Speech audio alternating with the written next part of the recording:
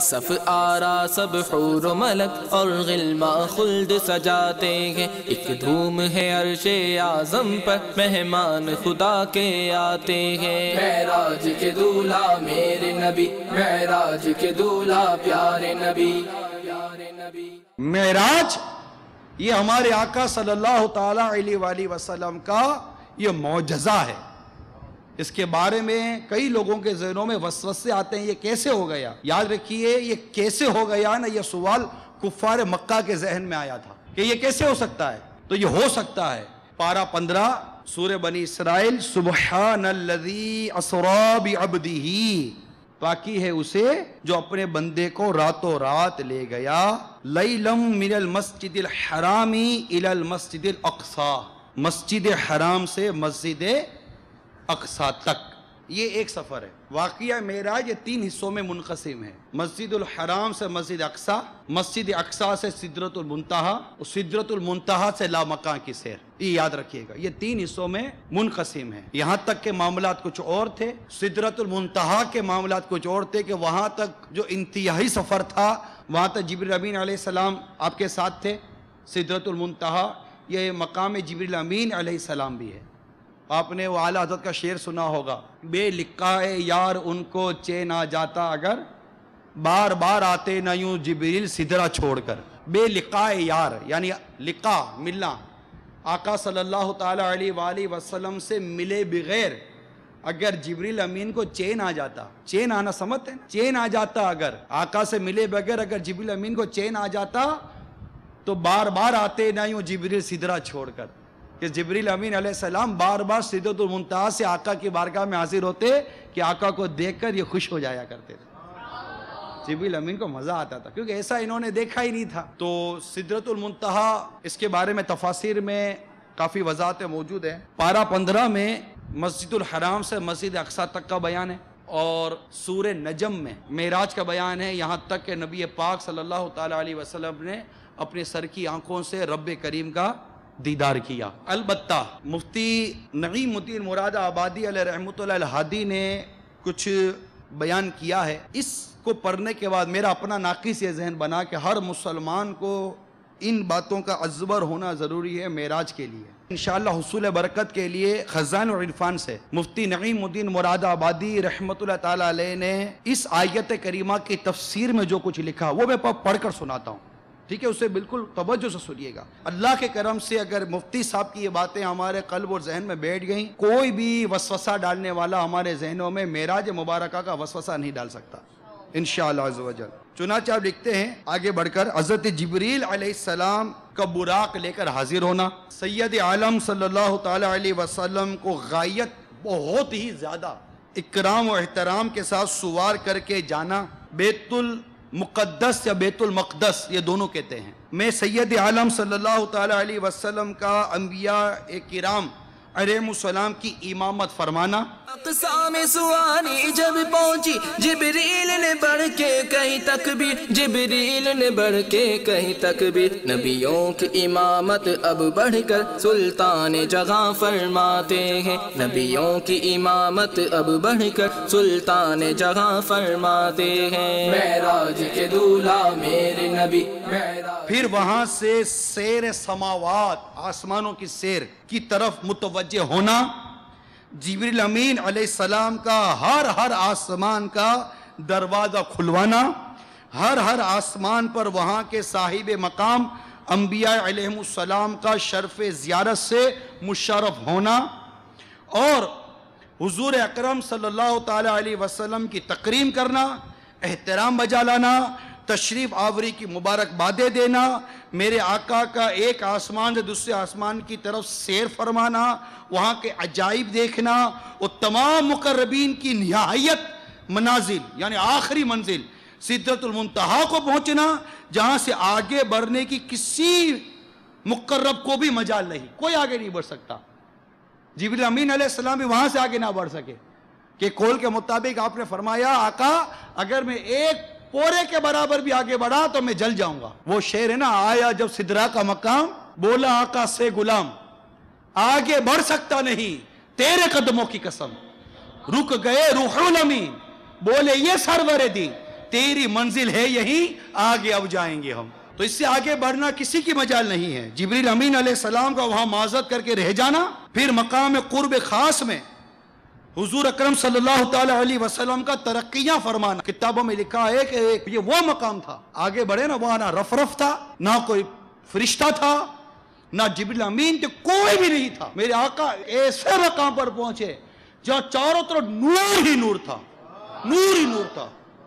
ایک وجدانی کیفیت کے اندر میرے آقا صلی اللہ تعالی وسلم اس نور ہی نور میں تھے۔ اور اس وقت میرے آقا صلی اللہ تعالی علیہ وسلم کی یہ تمنا کتابوں میں لکھی ہوئی ہے کہ آپ کی تمنا تھی کہ میں اپنے رب کا دیدار کروں۔ پھر کس مقام پر پہنچے، کہاں پہنچے کہ وہی لا مکان کے مکی ہوئے، سر عرش تخت نشین ہوئے۔ یہ نبی ہے جس کے ہے یہ مقام، وہ خدا ہے جس کا مکان نہیں۔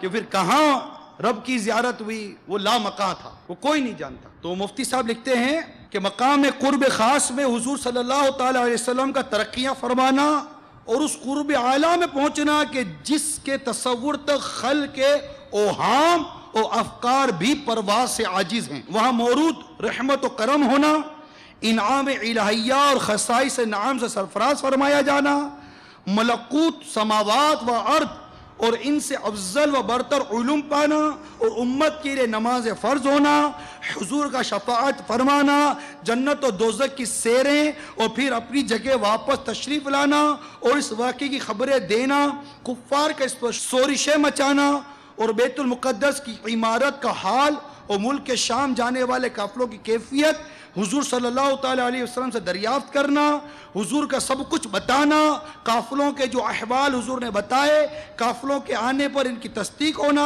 یہ تمام یہ جو باتیں بیان ہوئی نا، صحیح احادیث مبارکہ سے یہ ساری باتیں ثابت ہیں، اور باقصد احادیث ان تمام امور کے بیان ان کی تفاصیل سے مملو ہیں۔ یہ وضاحت جو میں نے ابھی آپ کو پڑھ کر سنائی ہے، ہم میں سے ہر ایک کو اس وضاحت کے بارے میں معلوم ہونا چاہیے، تاکہ ہم اس معاملے میں بہت زیادہ حسن اعتقاد کے ساتھ اور بہت زیادہ وثوق کے ساتھ معراج کی ان باتوں پر عشق و محبت کے ساتھ جھومتے جھومتے باتیں سنتے رہیں۔ کیونکہ بعض کہتے ہیں کہ یہ معراج یہ روح کی معراج تھی، جسم کی معراج نہ تھی۔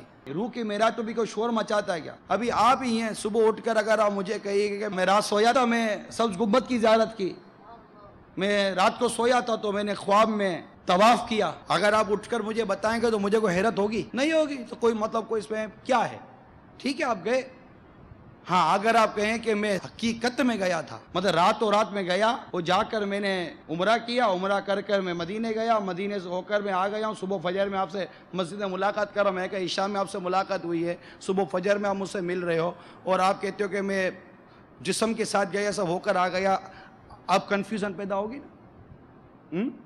بات سمجھیے، جب میرے آقا صلی اللہ تعالیٰ علیہ وآلہ وسلم نے صبح بتایا اور کفار مکہ نے جو شور مچایا، تو کبھی کو خواب پر شور مچائے گا کیا؟ مطلب یہ ہوا کہ واقعیتاً میرے آقا صلی اللہ تعالیٰ وسلم نے یہی فرمایا کہ مجھے جسم کے ساتھ معراج نصیب ہوئی۔ یہ شاغن پائی سعادت ہے، خالق نے عطا کی زیارت ہے، خالق نے عطا کی زیارت ہے۔ جب ایک تجلی پڑتی ہے موسیٰ تو غش کھا جاتے ہیں۔ معراج کے دولہ میرے نبی، معراج کے دولہ پیارے نبی۔ تو یہ معراج جسمانی معراج تھی میرے آقا صلی اللہ تعالیٰ علیہ وآلہ وسلم کی، اور یہ ایک معجزہ کیا ہے، چاند کے ٹکڑے ہو گئے، یہ بھی تو معجزہ تھا، ٹھیک ہے نا؟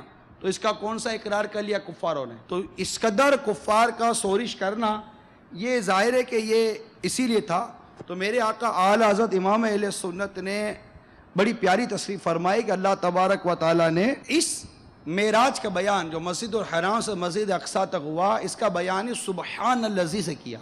اتنی بات کہ کفار مکہ پر حجت قائم فرمانے کے لیے ارشاد ہوئی کہ شب کو مکہ معظمہ میں آرام فرمائیں، صبح بھی مکہ معظمہ میں تشریف فرما ہو، اور رات بیت المقدس تشریف لے جائیں اور واپس تشریف لے آئیں۔ تو یہ کیا کم ایک عجیب بات تھی؟ تو اللہ تبارک و تعالیٰ نے سبحان الذی سے اس کا بیان شروع کیا۔ اللہ تعالیٰ ہر عیب سے پاک ہے، وہ اس بات پر قدرت رکھتا ہے کہ اپنے بندے کو آن میں آن چاہے تو مسجد الحرام سے مسجد اقصی کا سفر کروا دیں۔ اچھا، اب کفار نے آسمان کہاں دیکھے؟ اعلیٰ حضرت دیکھتے ہیں۔ ان پر تشریف لے جانے کا ان کے سامنے ذکر ایک ایسا دعویٰ ہوتا جس کی وہ جانچ نہ کر سکتے، بخلاف بیت المقدس جس میں ہر سال ان کے 2 چکر لگتے تھے، اور وہ خوب جانتے تھے کہ میرے آقا کبھی وہاں تشریف نہ لے گئے۔ تو یہ اس لیے علماء نے بیان کیا ہے کہ براہ راست آسمانوں کا سفر ہو کر واپس آنا یہ نہ ہوا، کیونکہ اگر میرے آقا صلی اللہ علیہ وسلم یہ فرماتے کہ میں آسمان سے ہو کر آ گیا تو حقیقت میں کیا دلیل پیش ہوتی؟ تو انہوں نے آسمان دیکھے ہی نہیں تھے کفار مکہ نے، لیکن کفار مکہ نے بیت المقدس دیکھا تھا، اور کفار مکہ یہ جانتے تھے کہ میرے آقا صلی اللہ علیہ وسلم کبھی بیت المقدس گئے نہیں ہیں، اور بیت المقدس کا سفر یہ چھوٹا سفر نہیں ہے، یہ بہت دنوں کا سفر ہے، کہ آنا جانا یہ کوئی کم بات نہیں تھی، یہ کوئی جہاز نہیں تھے اس وقت، اونٹوں پر جانا ہوتا تھا، گھوڑوں پر جانا ہوتا تھا، اور پھر وہاں سے واپس آنا ہوتا تھا۔ علماء نے لکھا ہے کہ اس طرح بیت المقدس کو یہ بطور دلیل پیش کیا گیا کہ جب یہ واقعہ بیان ہوگا کہ میں راتوں رات مسجد الحرام سے بیت المقدس گیا، بیت المقدس سے میں نے آسمانوں کی سیر کی، آسمانوں کی سیر کر کے میں نے یہ سارے مناظر دیکھے، پھر راتوں رات ایک مختصر سے وقت کے اندر یہ ساری سیر کر کے واپس آ گیا۔ اب انہوں نے جو شور مچانا تھا تو اس کی دلیل تو مانگنی تھی نا، اب دلیل کیا مانگتے؟ تو دلیل انہوں نے کچھ اور کو تو دیکھا نہیں تھا، بیت المقدس دیکھا تھا، تو دلیل میں انہوں نے یہ کہا کہ اگر آپ واقعی درست سچ کہہ رہے ہیں، کیونکہ یہ بات جب اس کو پتا چلی، یہ بدبخت جو ہے کافر ابو جہل تو بغلے بجانے لگا، کہ اس کو پتا تھا کہ سرکار صلی اللہ تعالیٰ علیہ وآلہ وسلم کبھی بیت المقدس تو گئے نہیں ہے، اور آج یہ کہہ رہے کہ میں اتنا بڑا سفر کر کر آ گیا ہوں۔ تو اس نے سرکار صلی اللہ علیہ وسلم کی بارگاہ میں حاضری دی، اور آ کر اس نے کہا کہ کیا واقعی آپ یہ فرما رہے ہیں؟ یہ ایسا بدبخت تھا کہ تکذیب کرنے نہیں آیا تھا ابھی، کیا واقعی ایسا فرما رہے ہیں؟ سرکار نے فرمایا ہاں صلی اللہ تعالیٰ علیہ وآلہ وسلم۔ تو اس نے کہا کہ آپ قریش مکہ کے سامنے یہ بیان دیں گے؟ سرکار صلی اللہ علیہ وسلم نے فرمایا بالکل دوں گا۔ اسے جگہ قریش مکہ میں سورش کر دی، کیونکہ وہ سرکار صلی اللہ علیہ وسلم کو معاذ اللہ جھوٹا ثابت کرنے پر تلا ہوا تھا، ابو جہل جو تھا جاہلوں کا باپ۔ پھر انہوں نے مل کر صدیق اکبر رضی اللہ تعالیٰ عنہ کا ذہن بنانے کی کوشش کی کہ دیکھیے آپ کے نبی صلی اللہ تعالیٰ علیہ وآلہ وسلم فرماتے ہیں کہ میں اس مختصر سے عرصے میں اتنا سفر کر کر آ گیا، بیت المقدس بھی ہو کر آ گیا، بتائیے کیا اس کی کوئی تصدیق کرے گا؟ تو صدیق اکبر رضی اللہ تعالیٰ عنہ نے ان سے فرمایا کیا میرے آقا یہی فرماتے ہیں؟ کہا ہاں یہی فرماتے ہیں۔ تو کہا تو جب میرے آقا یہ فرماتے تو سچ فرماتے، کیونکہ یہ تو بیت المقدس سے مسجد الحرام واپس آنے کی بات ہے۔ میں تو اس بات کی تصدیق کرتا ہوں کہ آسمان سے وہی میرے آقا پر نازل ہوتی ہے، وہی آتی ہے، احکام آتے ہیں۔ جب میں اس کی تصدیق کرتا ہوں تو اس کی تصدیق کیا معنی رکھتی ہے میرے نزدیک؟ البتہ انہوں نے سرکار صلی اللہ تعالیٰ علیہ وآلہ وسلم سوالات شروع کیے، تو اب آسمانوں کے سوال تو کرنے سے رہے، تو انہوں نے بیت المقدس کے سوالات شروع کیے۔ انہوں نے بیت المقدس دیکھا تھا، پھر میرے آقا صلی اللہ تعالیٰ علیہ وسلم نے بیت المقدس کے بارے میں ان کو احوال بتانے شروع کیے۔ مثال کے طور پر ابھی میں یہاں حاضر ہوا ہوں، کوئی مجھ سے پوچھے گا جا کر ٹھیک ہے اگر آپ فیضان عطار گئے تو بتائیے کہ وہاں کھڑکیاں ہیں یا نہیں ہیں، پلر ہے یا نہیں ہے، ٹائلیں لگی ہوئی ہیں صرف رنگ ہوا ہے، اس طرح کا مطلب مجھے تو جب میں نے دیکھا ہوگا تو بتا دوں گا، نہیں دیکھا ہوگا تو نہیں بتاؤں گا، اور آپ نے بھی دیکھا ہوگا تو آپ پوچھو گے ورنہ نہیں پوچھو گے، ٹھیک ہے نا۔ انہوں نے سوالات کیے، میرے آقا صلی اللہ علیہ وسلم نے جوابات ارشاد فرمائے۔ چنانچہ میرے آقا اعلیٰ حضرت نے جو کچھ ارشاد فرمایا تھا خلاصہ یہ ہے کہ یہاں تک میرے آقا نے فرمایا کہ واپسی میں آتے آتے میں نے قافلہ دیکھا جو تمہارے مکے میں واپس آ رہا ہے، میں سیر کرتے کرتے اترا ہوں، ان سے پانی پیا ہے اور پانی پی کر میں پھر واپس آیا ہوں، ان کا اونٹ بھاگ گیا، ان میں قافلے والا تھا اس کی ٹانگ ٹوٹ گئی، اور وہ قافلہ فلاں وقت تمہارے مکے میں داخل ہوگا۔ اب وہ تو سب سچ ہو گیا، بیت المقدس ان کے ہاتھ میں نہیں آ گئی کہ چلو اب قافلے کا انتظار کرتے ہیں، قافلہ لیٹ ہو جائے گا تو پھر مطلب کہ ان کے بارے میں کلام کریں گے۔ اب جب قافلے کا وقت قریب آیا، کفار پہاڑ پر چڑھ گئے، ایک سورج غروب ہونے کا منظر دیکھ رہا تو ایک وہ پہاڑ پر قافلے آنے کا منظر دیکھ رہا تھا۔ مختلف روایات بیان ہوئی ہیں، قافلہ وقت پر پہنچ نہیں رہا تھا، سورج غروب ہو رہا تھا، اللہ کے حبیب نے اللہ کے حضور ہاتھ اٹھا دیے صلی اللہ تعالی وسلم، سورج رک گیا، سورج رک گیا، اللہ تعالیٰ نے سورج کو حکم دے دیا رک جا۔ تو سورج کیا، یہ تو سب میرے آقا ہیں، تو سب سورج ہے، چاند ہے، ستارے، یہ سب کچھ میرے آقا ہیں تو ہیں، کہ وہ جو نہ تھے تو کچھ نہ تھا، وہ جو نہ ہو تو کچھ نہ ہو، جان ہے وہ جہان کی، جان ہے تو جہان ہے، جب میرے آقا ہی نہ ہوتے تو کیا ہوتا، کچھ بھی نہ ہوتا۔ تو یہاں سورج غروب ہونے لگا تو آواز دی سورج غروب ہو رہا ہے، تو وہاں سے ایک نے آواز دی قافلہ مکے میں داخل ہو رہا ہے۔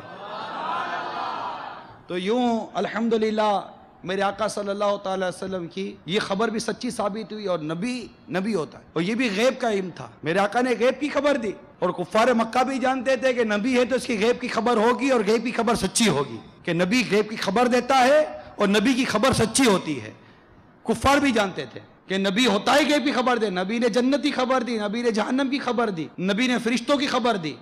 یہ سب ہمارے لیے غیب ہی ہے نا، بلکہ غیب اور غیب اللہ تبارک و تعالی، ہمیں اللہ تبارک و تعالی کی وحدانیت کی خبر ہمارے آقا صلی اللہ تعالی علیہ وسلم نے دی۔ کل کہہ کے اپنی بات بھی لب سے تیری سنی، قل هو اللہ احد، حبیب تم کہہ دو اللہ ایک ہے، قل کہہ کے اے محبوب تم کہہ دو۔ قرآن پاک میں اللہ فرما رہا ہے قل کہہ کے اپنی بات بھی لب سے تیرے سنی، ایک کس قدر میرے رب کو تیری گفتگو پسند۔ تو میرے میٹھے اور پیارے اسلامی بھائیوں، اس طرح یہ قافلے کا واقعہ ہوا، اور بھی کئی مسجد الحرام سے مسجد اقصی تک کے واقعات۔ مسجد اقصی میں میرے آقا صلی اللہ تعالی علیہ وسلم تشریف لے گئے، وہاں آپ نے تمام انبیاء کرام علیہ السلام کی امامت کی مقتدی ہیں، سارے انبیاء مصطفیٰ امام ہو گئے۔ یہ سارے واقعات وہاں پیش آئے۔ براق باندھا گیا، ایک کڑا تھا جہاں دیگر انبیاء کرام علیہ السلام اپنی سواری باندھتے تھے، وہیں سرکار صلی اللہ تعالی علیہ وآلہ وسلم کا براق شریف بھی وہیں بندھا تھا۔ براق کے نقشے سم کے صدقے وہ گل کھلائے کہ سارے رستے مہکتے گلبن لہکتے گلشن ہرے بھرے لہلا رہے تھے۔ پھر آسمانوں کی سیر ہوئی، وہاں انبیاء علیہ السلام سے ملاقاتیں ہوئیں، پھر جیسے میں نے کہا سدرۃ المنتہا تک پہنچے۔ میرے آقا صلی اللہ تعالی وسلم نے معراج کا سفر اختیار فرمایا، ہم مدنی قافلوں میں سفر اختیار کریں سرکار صلی اللہ تعالی وسلم کی سنتوں کو پھیلانے کے لیے۔ مانگ لو چشم تر مانگ لو، درد دل اور حسن نظر مانگ لو، پیارے آقا کے طیبہ میں گھر مانگ لو، مانگنے کا مزہ آج کی رات ہے۔ اللہ سے میٹھے مصطفیٰ صلی اللہ تعالی علیہ وسلم کے جشن معراج کا صدقہ مانگیں گے، اعلیٰ حضرت کے اس شعر کو دہرائیں گے، نبی رحمت شفیع امت رضا پہ للہ ہو عنایت، اس سے بھی ان خلعتوں سے حصہ جو خاص رحمت کے وہاں بٹے تھے۔ جو کچھ وہاں اللہ نے اپنے حبیب کو دیا، اللہ کے حبیب نے لیا، اللہ جانے اس کا حبیب جانے۔ اللہ تعالیٰ نے وہی فرمائی، اور جو وہی فرمائی وہ فرمائی، جو بندے کو اپنے دیا وہ دیا۔ مگر ایک بات ہے جو ہمیں پتہ چلی ہے کہ اللہ تعالیٰ نے معراج کی رات یہ بھی دیا، اور وہ ہے نماز۔ تو معراج کی رات کم از کم جہاں آپ کئی اور نیتیں اچھی اچھی کرتے ہوں گے، یہ ضرور نیت کر لیجئے کہ آج کی رات سے میری کوئی نماز قضا نہیں ہوگی۔ یہ اہل سنت کا یہ الحمدللہ حصہ ہے، یہ اس کا اعزاز ہے کہ ہم یہ بڑی راتیں مناتے ہیں۔ معراج کی شب تو یاد رکھا، پھر حشر میں کیسے بھولیں گے۔ معراج کی شب تو یاد رکھا، پھر حشر میں کیسے بھولیں گے، پھر حشر میں کیسے بھولیں گے۔ عطار اسی امید پہ ہم دن اپنے گزارے جاتے ہیں۔ معراج کے دولہا میرے نبی، معراج کے دولہا پیارے نبی۔